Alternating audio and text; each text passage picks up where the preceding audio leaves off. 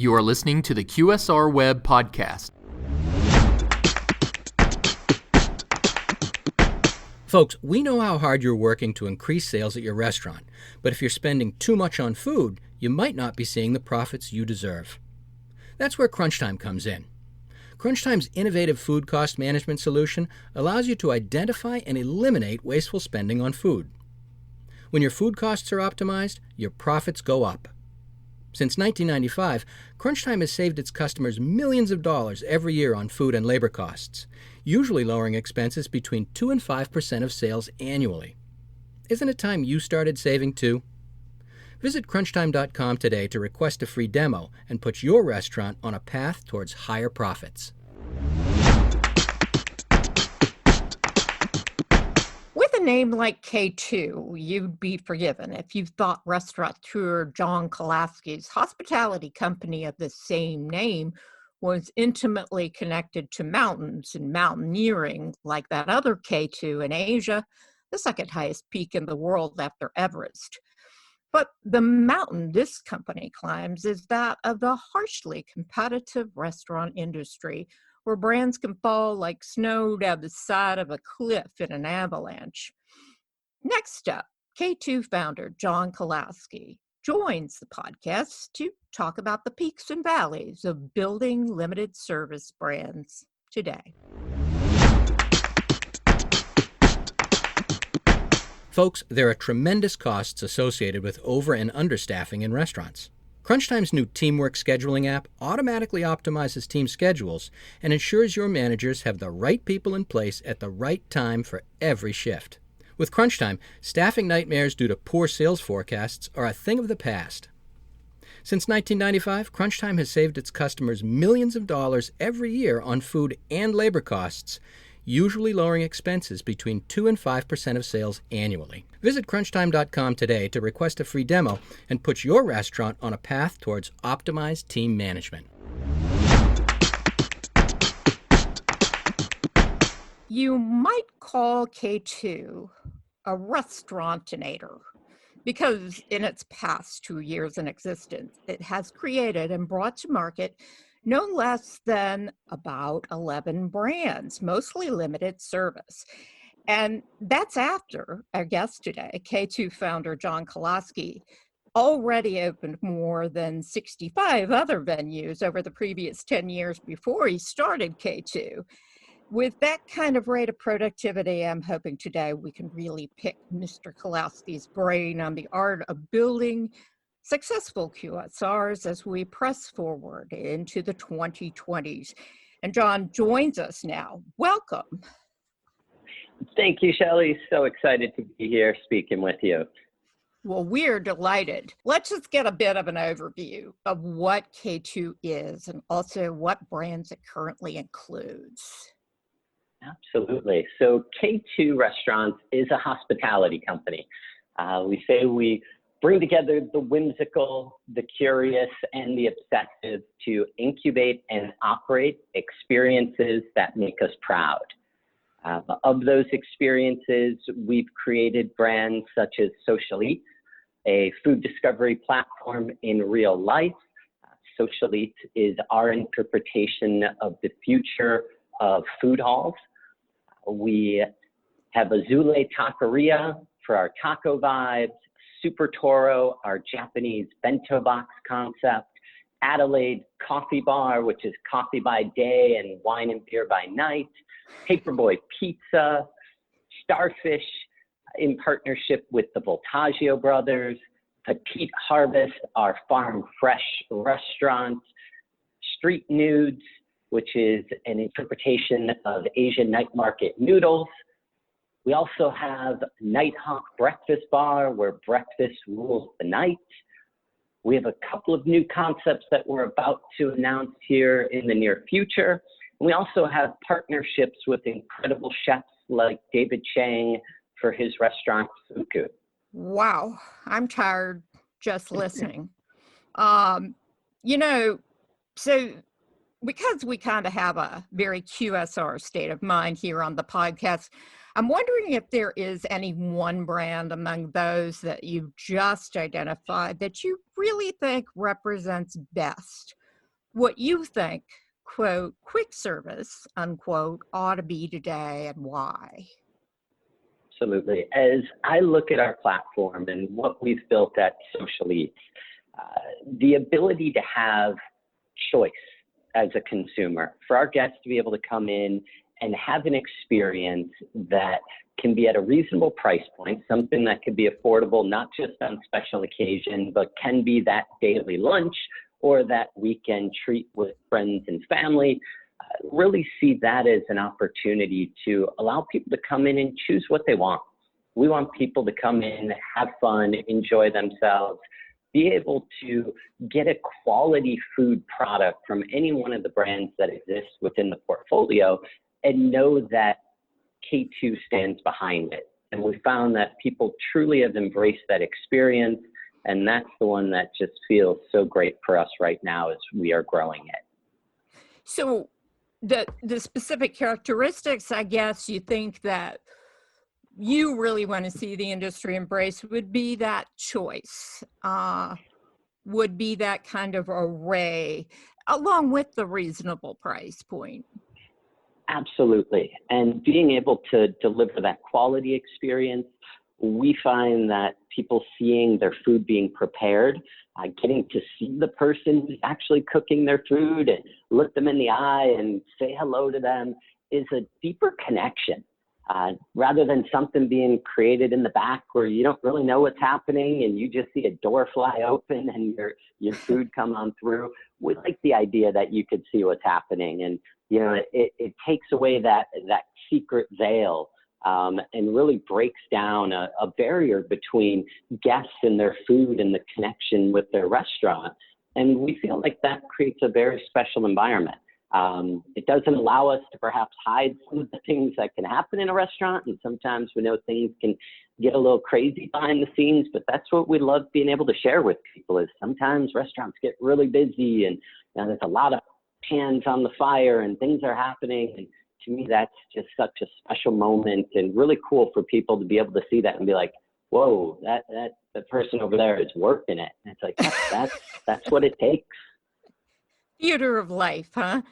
So take us a little deeper into exactly what the restaurant concept creation process is like at K2 when it comes to creating quick service brands. For instance, any guiding principles as to how you begin the conceptualization process and then follow it through to actual brand materialization? Absolutely. So we really look for the white space within the market. If it's creating a burger concept, what doesn't exist? Whether it's the seasoning on the meat, the farm that's providing it, the bun, the cheese, the special sauce, or the actual build out of the location, what is it that we can do better? What isn't that isn't being done today that we could take advantage of? And we kind of start there. We want it to be something that we're going to be passionate about. And so we're looking for concepts that we know we can execute with our skill set. And then we throw it up against a few different criteria. For us in the QSR world, we want to make sure that the product that we're delivering can be craveable. It's got to be something that, you're sitting on the couch in the afternoon, late at night, and you're like, oh, I missed that fried chicken sandwich. Like, that's the craveability that we want. We want that person to be thinking about Super Toro sushi and be like, I just want a spicy tuna on top of crispy rice right now. So for us, it really is thrown up against craveability. Is this something that we're always going to think about? The pork belly taco at Azule Taqueria, I dream about it. I dream about putting a sunny side up egg on it. I think about throwing some fresh cojita cheese on it on a Tuesday for Taco Tuesday. It's got to have that craveability. So we start there. Next component, as it makes its way through, is it filling a need within the white space of that market? Is it craveable? We go into, is it something that can be replicable? Is this an idea that can only exist at this one building or in this one foot trafficked or business location or this one beachside this? And we tend to avoid that one-off. We want something that can be scaled. And really for us, can this be a concept that can live outside of our core team executing it?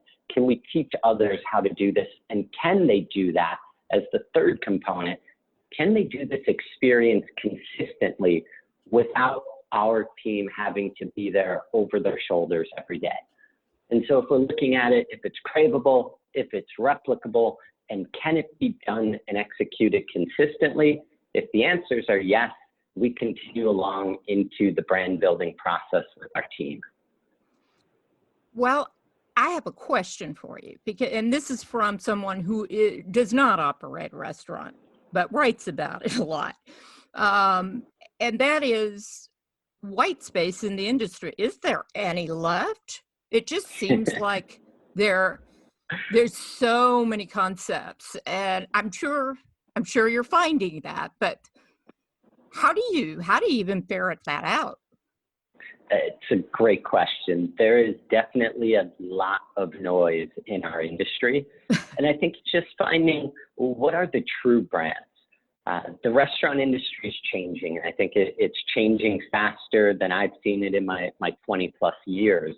And it's trying to see, where it's going to end up. And I think with the QSR model and being able to deliver that high quality product, that quote unquote chef driven food, farmers market fresh produce, farm raised proteins and sub proteins in the plant market, and being able to do it in a way that can be executed by individuals who haven't been classically trained. They didn't go to culinary school. They're not looking to work in a restaurant for the next 3, 5, 10 years to grow.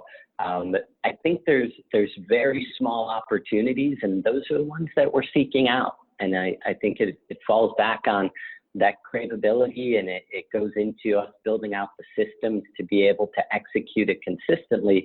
But the product is still there. There's still a few pieces that are missing. A few of the big brands haven't entered into a space like fast casual Japanese sushi, and we get excited about that. Awesome. I'm interested in how funding enters the picture. Is it when you're considering these concepts, are you considering the funding first, the idea first, or are you doing it simultaneously, or what's that look like? I don't know if this quote will relate for everyone, but for me, I think about the quote of culture eats strategy for breakfast.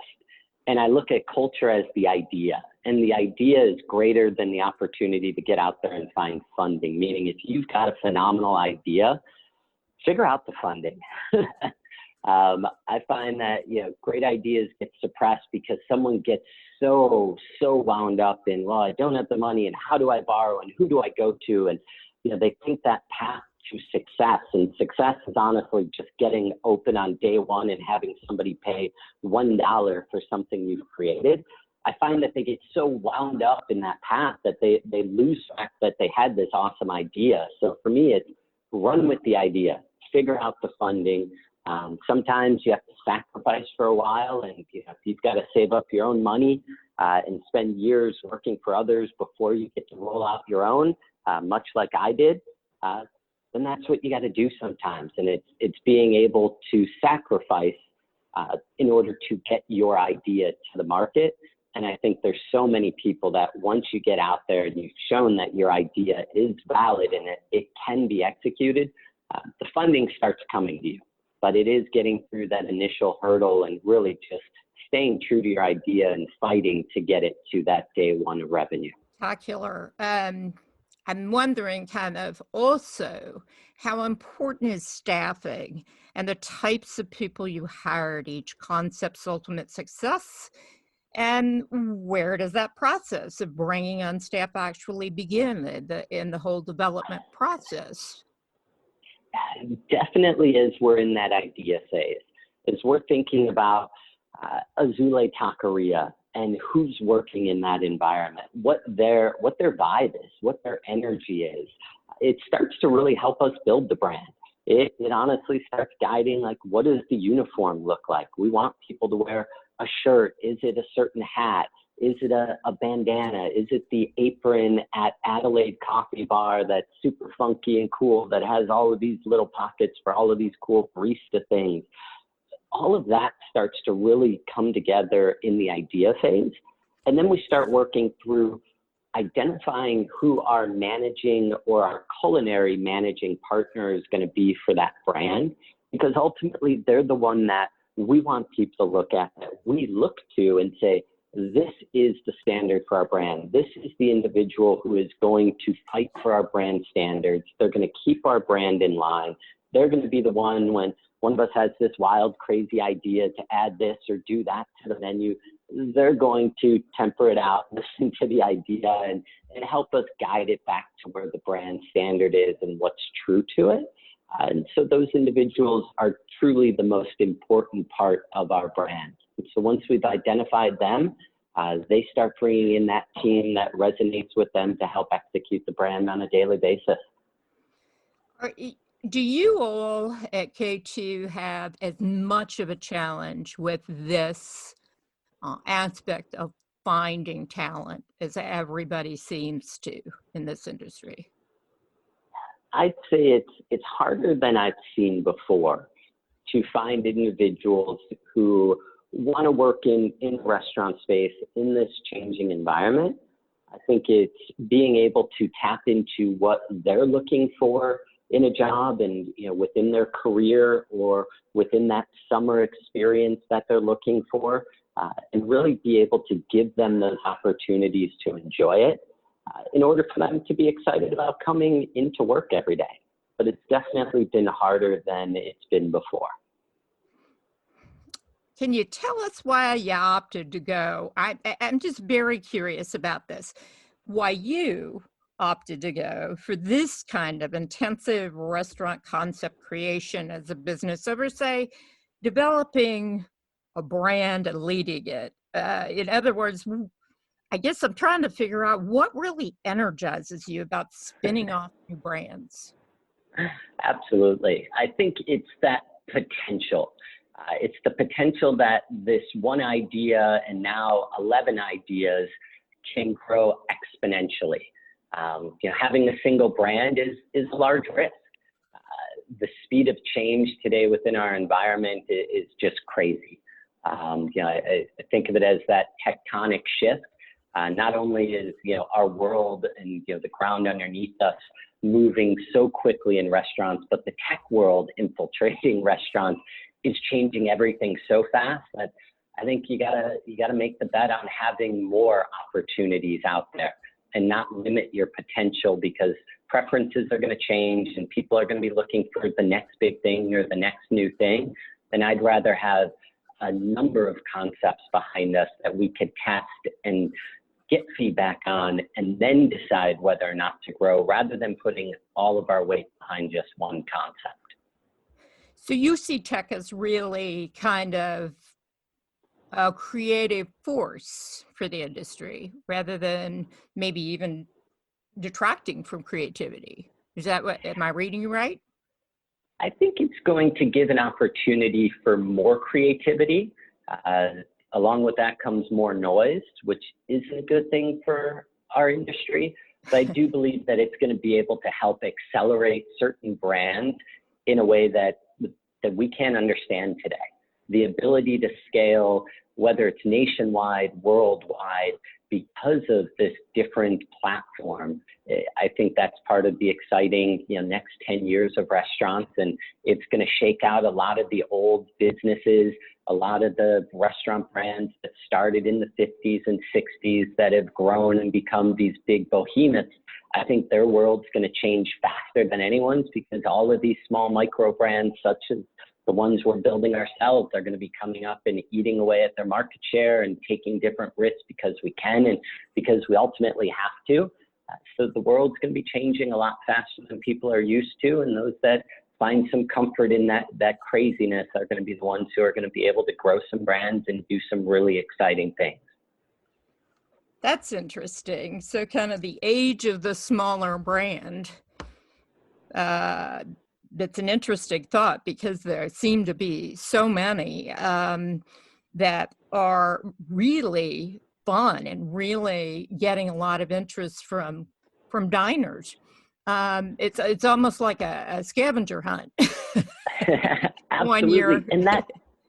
That's the exciting part, is that discovery and that opportunity to experience something. And now when you experience it, immediately has to be shared on social media platforms, but to show people that you've discovered something, much like we aim to do with our social eats locations, where there's some food, some experience element, like our self-serve beer wall that you get to take the picture in front of, or the boomerang or the TikTok video of, and share that with your friends and be able to tell them about something new. And all of a sudden they see that something new opening a location by them and they get excited about it. It's a completely different way that we have to look at engaging with our guests and giving them what they're ultimately looking for within the restaurant experience. And that to me is the super exciting part, is there's so many other channels that we get to use today that we didn't have available to us 10 years ago. 10 years ago, we wanted to get the word out about a new menu item or a new special. We had traditional media,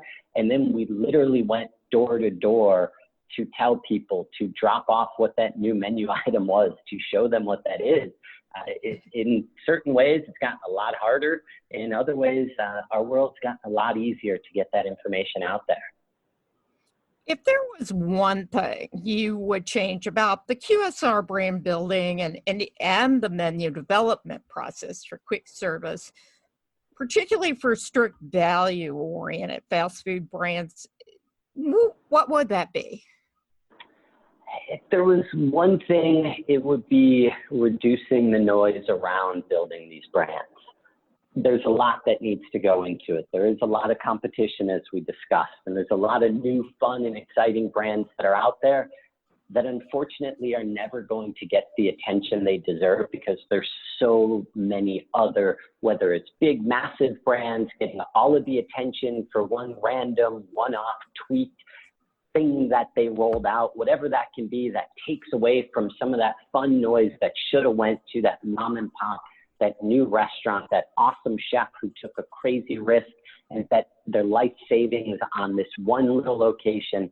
I think it's, if we could reduce that noise and give that spotlight just a touch more to those next new potential big QSR brands, that would be a really, really exciting moment. That's an interesting observation, because I've always wondered, particularly among social media channels, who's listening? Everybody, there's so much posting. Who is listening? Who's reading? So it kind of, maybe more listening by everybody is kind of what you're getting at. Absolutely. Sometimes it's not about who's the loudest, but being able to really highlight those who are doing some really fun things. And there's a lot of them out there, a lot of fun food that's happening. And really, in the end, it's our guest, it's the consumer who's able to benefit from knowing that this amazing food, this awesome experience, this creative environment exists. And it's just being able to break through that noise and giving these opportunities to some of the smaller brands and experiences. That's going to be a really cool change that we'll see in the 2020s. Well, I'll certainly be listening to your brands to see how things evolve. I want to thank you so much for a fascinating look into your business and your brand. I've learned a lot, and I'm sure those listening have as well. And on that topic, here's to wishing all those listening, and you, John, a great rest of the day and much success as we wrap up another edition of the QSR Web Podcast. Thanks again, everybody. Bye-bye now.